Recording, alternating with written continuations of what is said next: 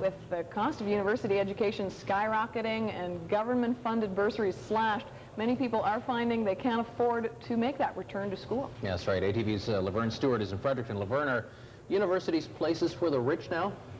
Well, Paul, many university students believe that universities are becoming elitist. And while student loans have doubled, some people say they simply can't afford the huge debt load they'll be left with once they get a degree.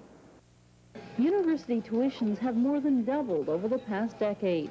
Coupled with housing and living expenses, university students will need an average of $8,000.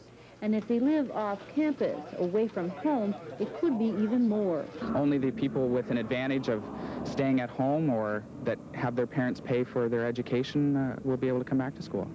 Do you think that a university education is becoming a thing for the rich only?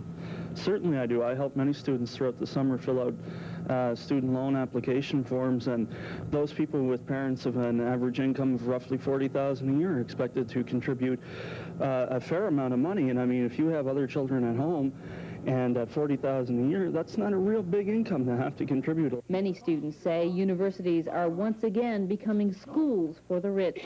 It's not a level playing field for all students to go back to school. As a matter of fact, the funds made available have been tipped towards those who need it most. Yes, it's going to mean that more students are going to have to borrow more money, but we're trying to build safeguards into that, putting on ceilings of debt. With the New Brunswick bursary program slashed to almost nothing and the loans being doubled, many students say by the time they finally get out of university, they'll be saddled with such a heavy debt load, they won't be able to repay it. So many are rethinking a university education.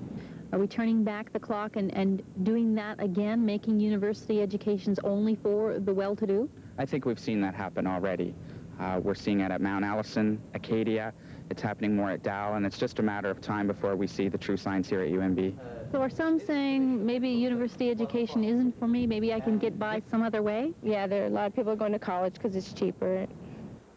You know, Nancy and Paul, university education now could end up costing people up to $30,000 if they take the full student loan every year.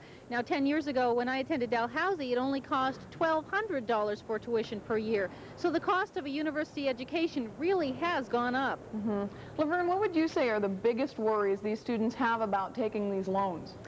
Well, Nancy, I hear the biggest problem from university students is paying back university loans. Now, if they take these $6,000, $7,000 loans each year, they're expected to pay back the amount they're owed immediately after they get out of school.